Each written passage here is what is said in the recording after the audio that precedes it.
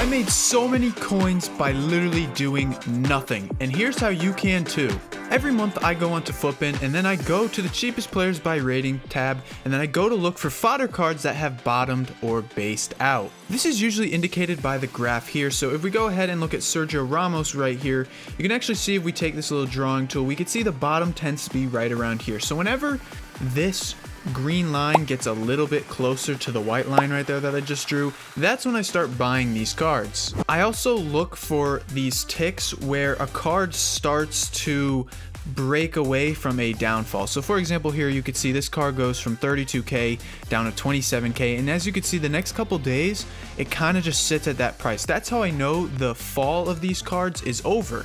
And once I see that indicator, I usually either go all in or I go and buy a couple different cards and kind of club stock them. The nice thing about these cards is that they all move in uniform, which means that if one of them goes up, pretty much all of them go up. So the 88s are a great example of this. You can see they're all about at the same range from, 27-ish K. So if some kind of content comes out where these cards are needed, all of them will move up, not just a couple of them. So when I'm looking to buy these cards, all I really do is go ahead and either just buy a bunch of the same player, or I just go ahead and buy one of each and club stock them, and then I just go ahead and turn the monitor off, turn the Xbox off, and I wait until these cards rise.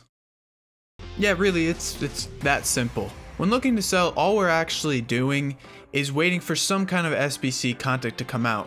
Really just two types. The first one being the casino SBCs, which are like your icon player picks, your just kind of fodder ones that are required where you can get some pretty crazy ones, icon player picks, icon packs, those kind of things. Or you could also wait for like big player SBCs like a player of the month Mbappe, Neymar, Salah, something like that where a lot of people are going to want to complete it.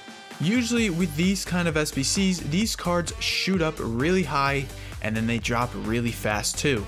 And of course, as we all know, Team of the Season is right around the corner, which means that this is going to be happening literally every week because we're going to be getting brand new SBC content every single week.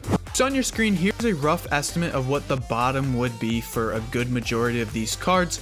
Most of them are actually around their bottom, so like 83s, they usually bottom out around here, about discard price.